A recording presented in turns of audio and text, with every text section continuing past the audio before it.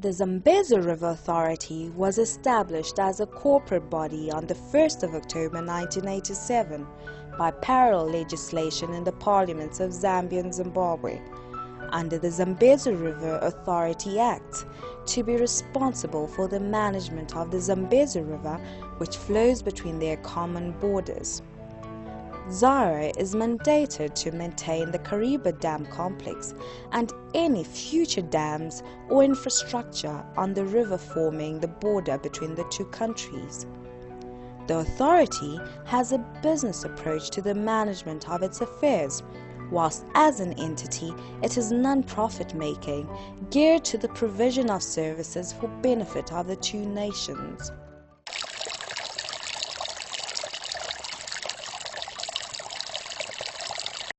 Zambezi River Authority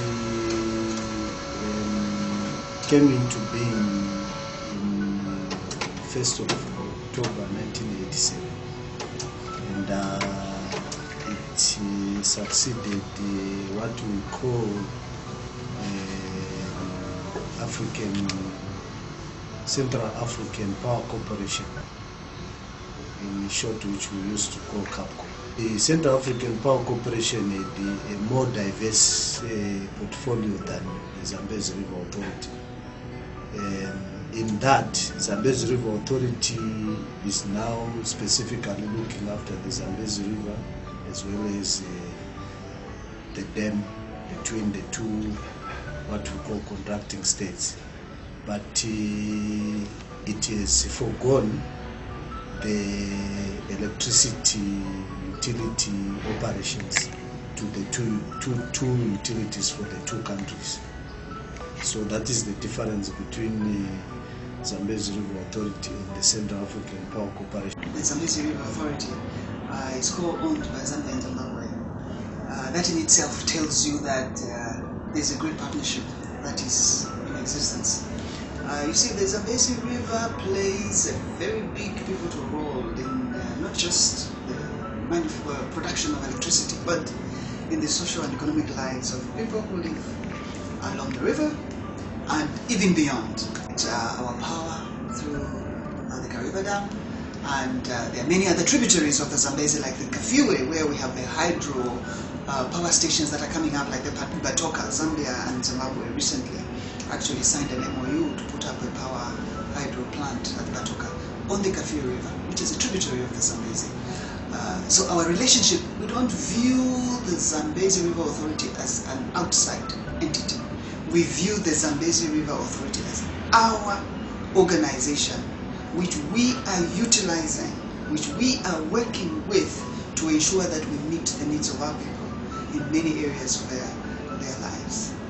The Zambezi River Authority obviously born out of the existence of this huge resource, which is the Zambezi River, born out of Zambia and presently forming the border between Zimbabwe and Zambia. It's a critical resource which both countries have, whose potential both countries have recognized from way back, not only as a source of water for drinking and irrigation, but of course for the fish and water life, as well as a source of energy. ndechokungoti vanouya vachingoinda pamusoro apo pakavakwa vachitarisa kuona kuti dhamu iri razara zvakadii, dhamu iri harina kutsemuka here mukati maro, dhamu iri harina chimwe chinhu chinoita kuti ringangozoputsika tisingazivi rikakanganisa vanhu. Ndo zvizhinji zvatoziva pazara. Zambezi River Authority is responsible for managing the Kariba Dam complex. The Kariba Dam complex is the largest tourist attraction in Kariba, where in peak months you get an average of about 10,000 visitors to the demo. So they play a pivotal role in maintaining the demo complex so that we can get tourism up and going in and around Kariba.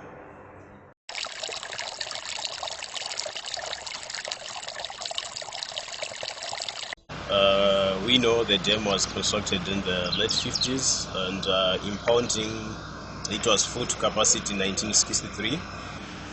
The dam is a double ash. Double ash, we mean if you're looking from aerial view, you see the dam is kept. And also, if you cut it at any point in section, the dam is also kept. Maintenance works is actually an ongoing thing.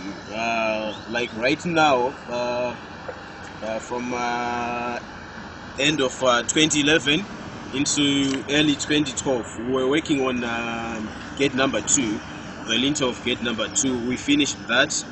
We were also working on gate number 4, finished that by sometime in June. We have a section that's involved in the dam safety and maintenance, but combined we come together biannually, 2 times in a year.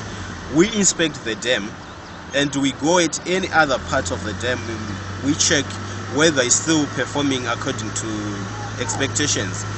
And beyond that, once in a year, we have local consultants we work with. They also come and we inspect together, because you would also want that view from an outsider. And beyond that also, for any large dam, this is one of the large dams, we have international recommendations. We have 5-year inspections, and we carry out the 5-year inspections. Even then we include our international consultants. Those people, they come and we kind of audit the dam, the state of the dam, from aspects of dam safety, issues to do with the maintenance issues. We carry out all those maintenance works. So yes, we have got a very active dam inspection and dam safety, dam maintenance review program, and we carry out those routinely. Yes, also to say, we have other people we work with even beyond the organization, just to make sure that the integrity of the dam is maintained.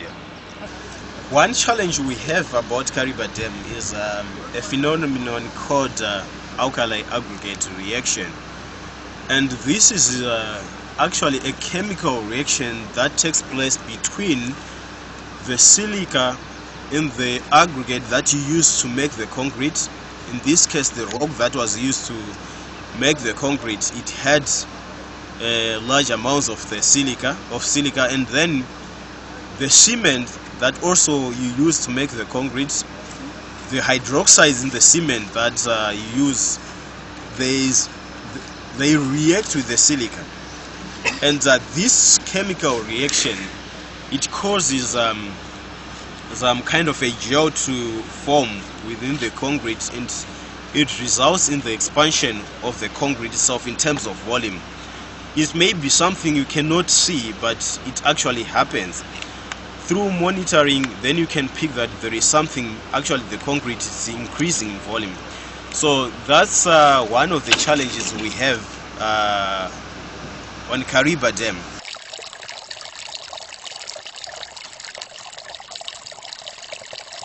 We did an exercise, carried out an exercise sometime 2007, where we had to cut into the concrete, see whether it's still in a sound state. And there is good news there that all the windows we had to open and inspect, the concrete is actually in a perfect state. But the guide rails, we attend to it, like I said before, that we have been working on gate number 2 to gate number 4 right now, and getting number 3. These are routine maintenance works. And also the good thing is the rate at which that expansion has been going on has been slowing down in the last few years. Looking back, probably in the last 15 to 20 years, that rate has been slowing down, because the ingredients causing that, naturally they are getting finished in the concrete. Opening of floodgates, we open them for flood control, and beyond flood control, floodgates can only be opened when there is a crisis in terms of the integrity, structural integrity of the dam.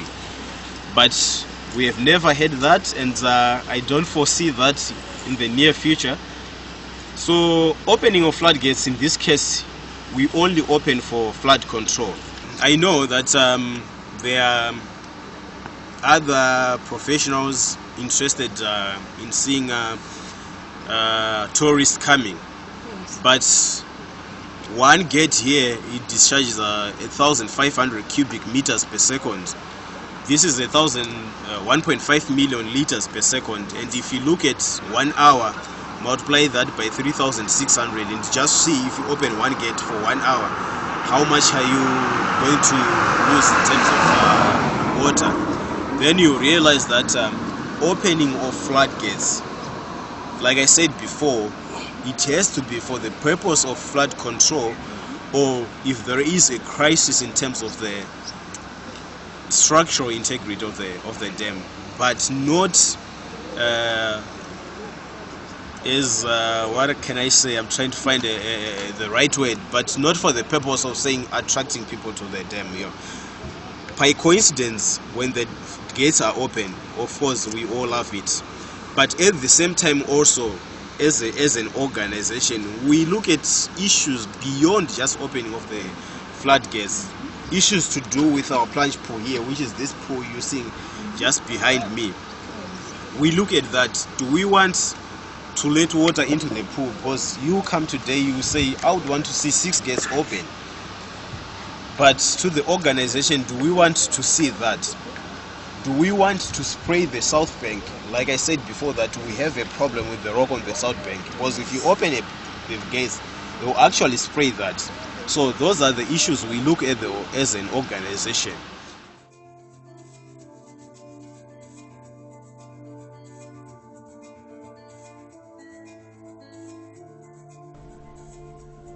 Part of the maintenance requires underwater checks to monitor the dam wall. Zara has trained its own divers who routinely go underwater for some plunge pool monitoring and surveillance work, among other things. We are part of the maintenance unit.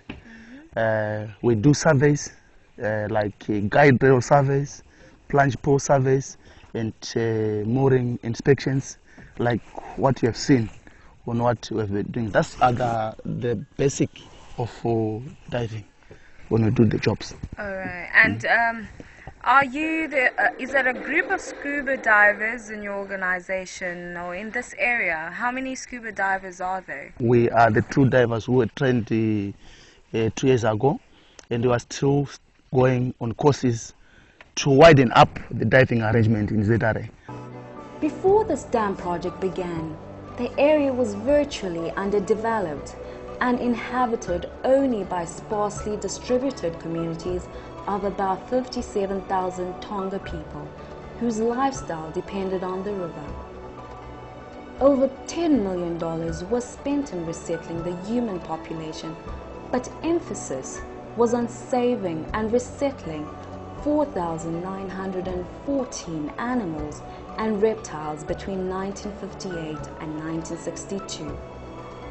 This operation, which attracted worldwide interest, was named Operation Noah. Sadly, the welfare of the people was done haphazardly, leaving most of the people destitute in the barren land where they were resettled. His response to the plight of the displaced is the Zambezi Valley Development Fund, which is funded by a percentage of the revenue generated. The fund has serviced 19 projects at a total cost of approximately $600,000 since 1997.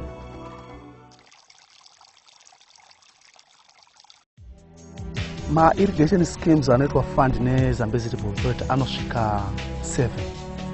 Kuno ku Zimbabwe tine inonzi gache koita inonzi iri kwa Nyamunga, kozoita Mlimbizi.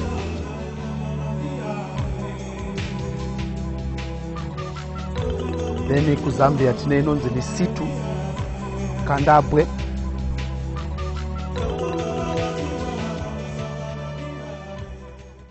EIMA projects, mungatiudza kuti makamatanga rini and for how long you've been operating those? Ma projects ese Zambezi River Authority ndinovimba kuti akangotangawo pakatanga Zara inonzi Zambezi River Authority kubva muna 1987 ichibva kuCape. Tinorima zvakasiyana siyana, murivo, chibage, zvakawandisa zvatinorima pano zvirimwa. Zambezi River Authority vezara ndo wakati maintainera that engine yese kuti ite irenovatwa kuigadzisa zvakanaka. Kozoita waya ndo wakatitengera waya yemagetsi electric fence yatinayo. Vezara ndo wakatitengera yakatoya gore rino.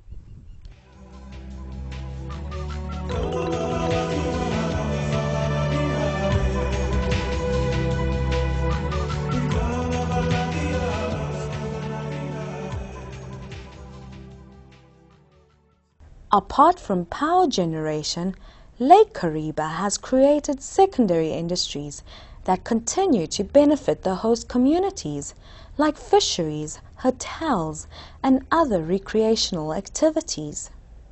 You know, Kariba is mainly a fishing industry town.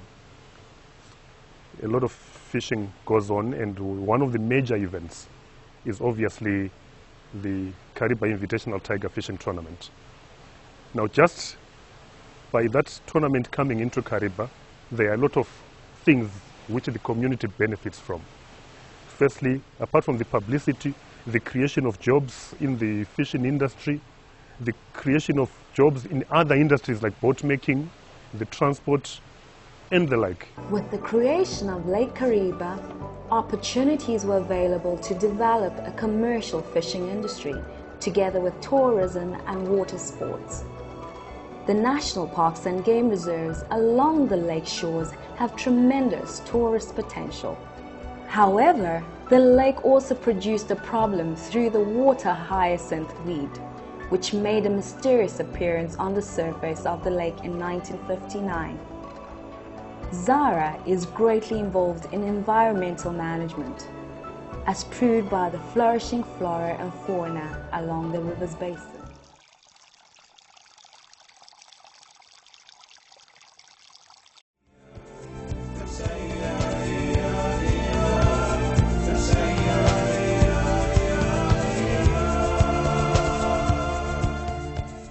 This is the environmental laboratory.